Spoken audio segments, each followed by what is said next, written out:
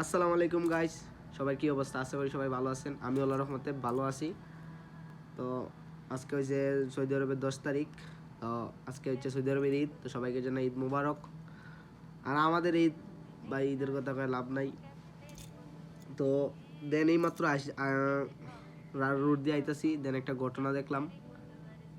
তো একটা লোকে এই বলদিয়ার কাজ করে, তো ওনার বেতন হয়েছে 600 টাকা। আসলে প্রবাসীদের যে ঈদ না, এটা একটা উদাহরণ দিতেছি।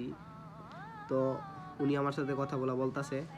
তো উনি বলতেছে যে 600 টাকা বেতন, দেন 12 ঘন্টা ডিউটি, 12 ঘন্টা ডিউটি, 600 টাকা বেতন।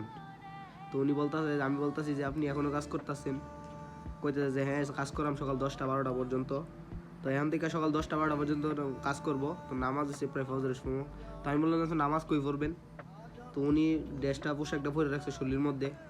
তো উনি বলতেছে যে নি পরে নিমু, মানে এই ড্রেস, এই বলদিয়ার কাপড় পইরা, মনে হলুদ কালার নীলের একটা ড্রেস পরে সেটা উনি নামাজ পড়বো। মানে প্রবাসীরা সবাই মনে করে সুখে আছে। তো এটা একটা ছোট্ট একটা উদাহরণ দিলাম। 600 টাকা বেতন, দেন 12 ঘন্টা ডিউটি, মানে রোদ্রের মধ্যে রাস্তার মধ্যে ময়লা থাকে, কাগজপত্র এরা এগুলো তুলে।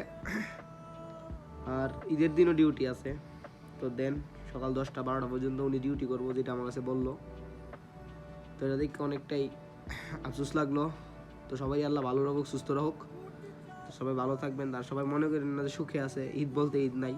মানে উনি কাপড় পরবো কি, মানে উনি ড্রেসা, উনি ময়লা লাগা কাপড় পরেই উনি ঈদের নামাজ পড়বো আমার কাছে বলছে, এই ড্রেসা পরেই।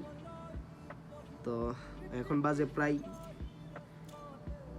প্রায় 2টার উপরে বাজে। তো এই 2টার উপরে বাজে উনি ডিউটি করতেছে, ডিউটি করবো সকাল 10টা 12টা পর্যন্ত।